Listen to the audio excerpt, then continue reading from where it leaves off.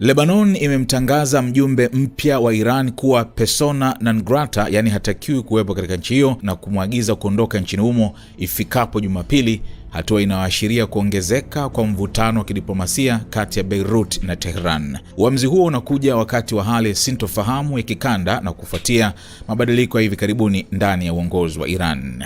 Wakati huo Iran imemtaja Mohammad Bagher Zolgadir kuwa katibu mpya wa Baraza Kuu la Usalama wa Taifa, kwa mujibu wa shirika la habari la serikali IRNA likinukuu ofisi ya rais.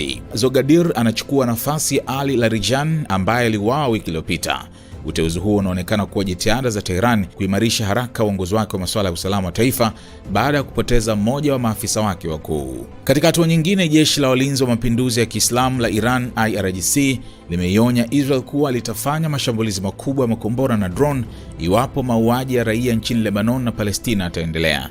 Katika taarifa yake ya 46 iliyotolewa Jumanne wakati wa Operation True Promise 4, IRGC imeishtumu Israel kwa kufanya uhalifu mkubwa wa kivita dhidi ya raia, huku macho ya dunia yakielekezwa kwenye vita vinavyoendelea kati ya Iran, Marekani na Israel. Timu ya kijeshi ya utawala wa Kizayuni inayoua watoto kwa kutumia mazingira ya vita katika ukanda na umakini wa vyombo vya habari kuhusu vita vilivyolazimishwa dhidi ya Iran imefanya uhalifu mkubwa dhidi ya raia wa Lebanon na Palestina na kuvuka mipaka yote, ilisema taarifa hiyo, ikiongeza kuwa kuendelea kwa vitendo hivyo hakutavumilika. IRGC ilionya kuwa iwapo mashambulizi dhidi ya raia yataendelea, maeneo ya kukusanyika kwa majeshi ya Israel kaskazini mwa Palestina inayokaliwa pamoja na ukanda wa Gaza yatashambuliwa kwa makombora mazito na drone kutoka Iran.